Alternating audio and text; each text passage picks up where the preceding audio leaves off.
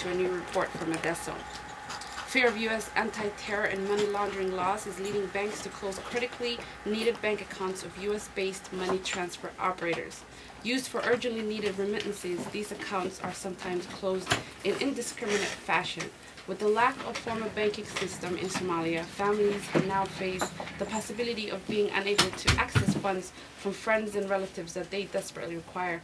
With us today here at Somali Public Radio is Degan Ali, the Executive Director of Adeso. Degan, I want to welcome you to Somali Public Radio. Thank you. Assalamu alaikum. Thank you for having me. Walaikum assalam.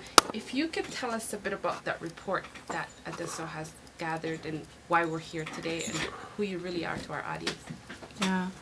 Well, I'm the Executive Director for Adeso, which is a Somali-founded international organization based in Africa.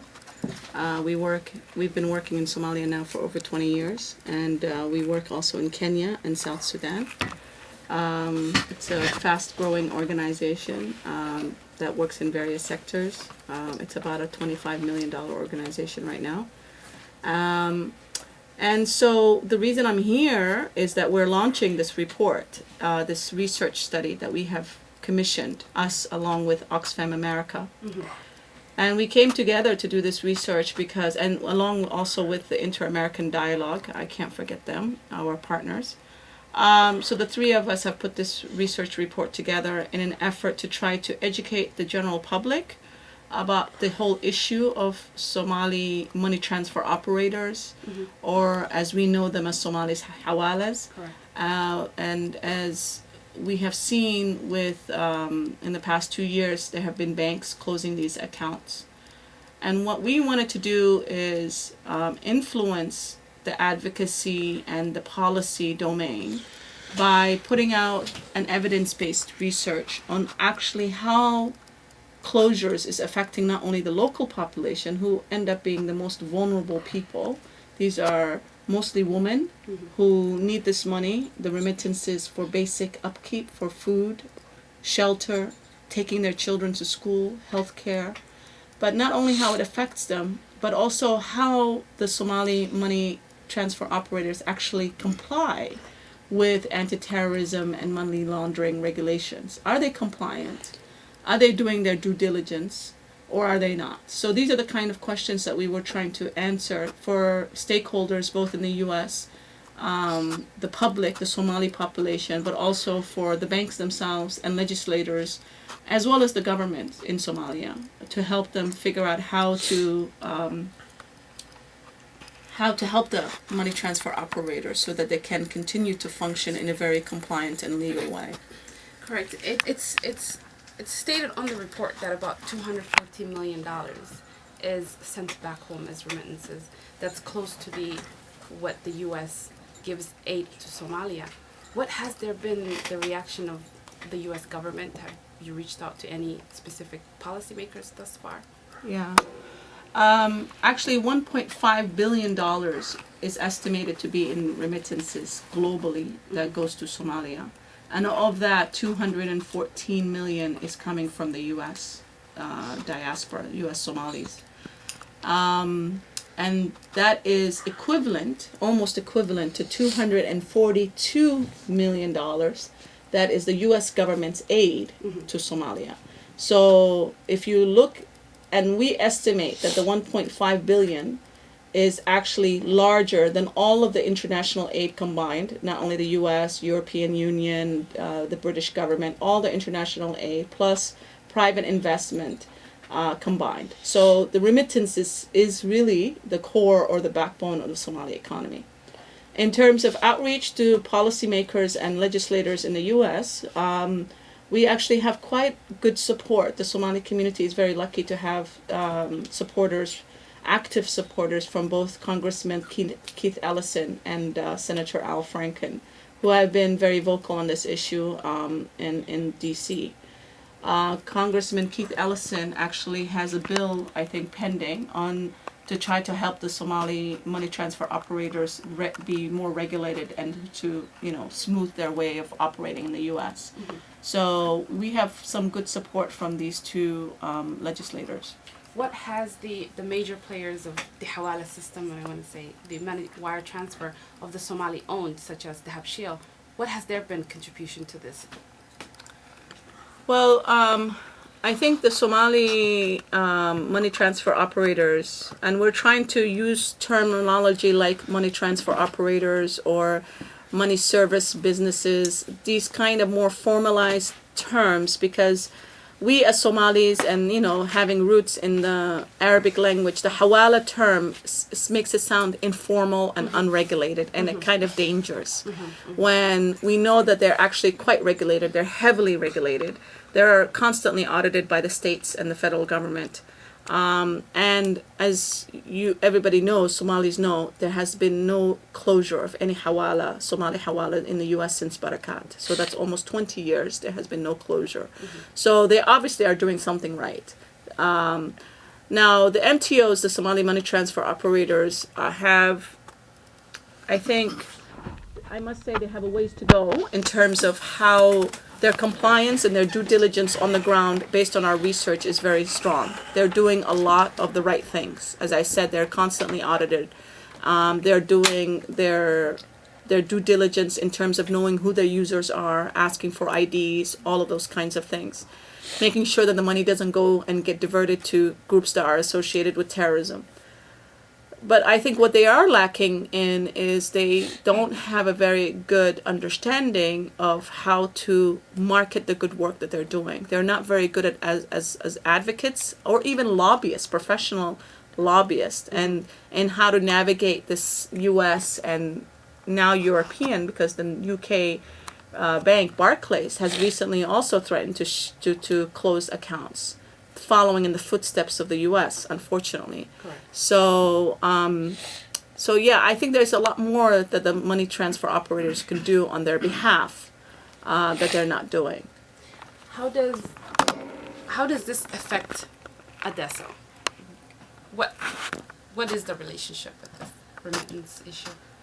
Well, as an organization that has been working in the communities at a very grassroots level, started by Somalis, led by Somali, for over 20 years now, we have a very intimate understanding of the issues that affect the Somali population. Mm-hmm. And being on the ground on the other side in the continent, in Somalia, means that we actually see the impact of remittances and see the lack of impact of remittances. Many of our, what we call quote-unquote beneficiaries or community participants or people that actually we work with on the ground, who are the most vulnerable members of the communities, we know that they often tend to be the ones who don't get remittances. Mm-hmm. And the ones who do get remittances usually tend to be better off. Not well off, but better off. And we also have noticed that when remittances die down, like because of the economic recession, we end up having more vulnerability on the ground in terms of food insecurity. Many of the people that normally are not in our caseload, let's say, end up being in our caseload because now the supply of the remittance has either been completely stopped or has lessened. So they're not able to meet their basic needs anymore. And I'm talking about basic as in food, as I said, and shelter. Mm-hmm. And as you imagine, in any Somali population, when you're sending $100 to a family, you're sending it to your sister, your parents, but there's at least 10 other people usually that eat with that family. And that's something that most people in the West don't know and don't understand. So they think, oh, it's a nuclear family, it's a household of 4 or 5 people. But in reality, there's so many other family members, or what we call in the West extended family members, who are eating with that household. So that 100 goes a long way. And because it's being stretched, it's actually not really keeping people in a highly dignified manner. People in the West think $100 is quite a lot. In Somalia, it's plenty. Mm-hmm. But if you have to stretch it and feed 10 other people with that $100, it's not a huge amount of money to stretch to make all the ends meet, including school for the children and everything else that's required. Understood. Now that we have a new elected Somali federal government, what has their involvement? What have they done thus far? Do they even know that this is coming, that it might affect millions and millions of Somalis? I think they do. They've been aware of this issue. We have talked to them as both Oxfam and Adeso and informed them about this. We've shared the copies of the reports with the government. We've tried to engage them as much as possible. I think the responsibility, one of the key findings of our report is not only the fear based on perception and usually very unfounded fear on the part of the banks in the US and now in UK, because their fear is not made transparently. They haven't informed the Somali money transfer operators exactly what they're scared of. They haven't said, you're not complying with X or Y, and therefore that's why we need to close your account. So that's the biggest problem. The money transfer operators are saying, we are happy to comply. Tell us what you need us to do. What hoops should we jump through? What I's should we dot and T's should we cross? But they're not being told. Mm-hmm. So, but one of the other findings of the report is that in addition to fixing things on the U.S. side, there has to be some regulation that needs to occur in the Somali side, because there isn't a strong central bank and there's no regulation on the Somalia side. Right. Money transfer operators are operating basically without any legal framework in Somalia, and that also causes fear on the part of U.S. and European banks. So this is where the responsibility comes from the government in trying to create a regulatory environment for these banks to function in a professional way that's being regulated. Because the banks are saying basically, we don't know what you're doing on the other side. Yes, everything is done great on this side, but what's really happening on the other side? Who's regulating you? Who's checking you? Mm-hmm. Who's auditing you on the other side? So that's something we need to, but that's also because there hasn't been any government really in 20 years. So you're asking the Somali government to leap through bounds in a very short amount of time. So that takes time, and it takes a lot of capacity building and support on the part of the West, and a lot of support on that. Understood. And coming up on September 6th, you're having an event here at Safari Hall. Who's your target audience, and what will you be presenting to the Somali community here in Minneapolis? Well, we're trying to, in Minneapolis, what we're doing by speaking to you, the Somali community and others out there, and then also at Safari, is we're basically launching the paper, and we're going to expound a little bit more on the findings of the paper, and also allow people to ask us questions at the event about the issue and discuss it in more detail. We want to make it as participatory as possible and really engage the Somali community and non-Somali community, because it's not only about the Somali community. We need allies from the non-Somali community because it also affects them. What the current trend of shutting down the bank accounts means the worst case scenario could happen, and that could be a situation where lack of regulation, zero regulation, which is basically the money transfer operators go underground. And what happens when they do that? That's when unsavory people start taking benefits and advantages of the system. So that's not what we would want as an American citizens. We want it to be regulated, and we want it to be above board, and we want it to be transparent.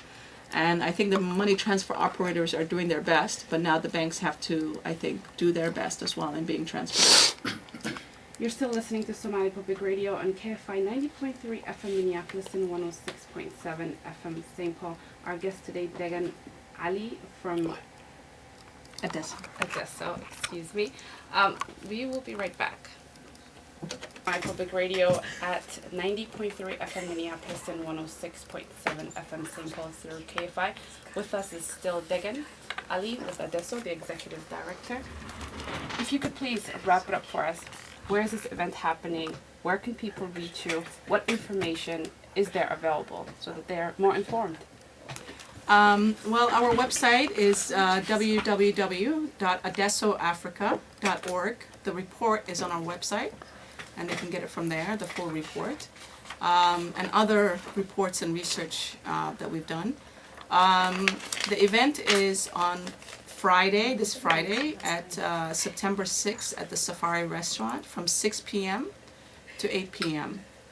And I hope that as many people as possible, both Somalis and non-Somalis, can show up and listen to both I and our colleague from Oxfam America will also be there to present some of the findings. You can find this program fully on our website at www.spr.fm or on our website on Facebook at facebook.com/Somali Public Radio. You can also email us at somalipublicradio@gmail.com.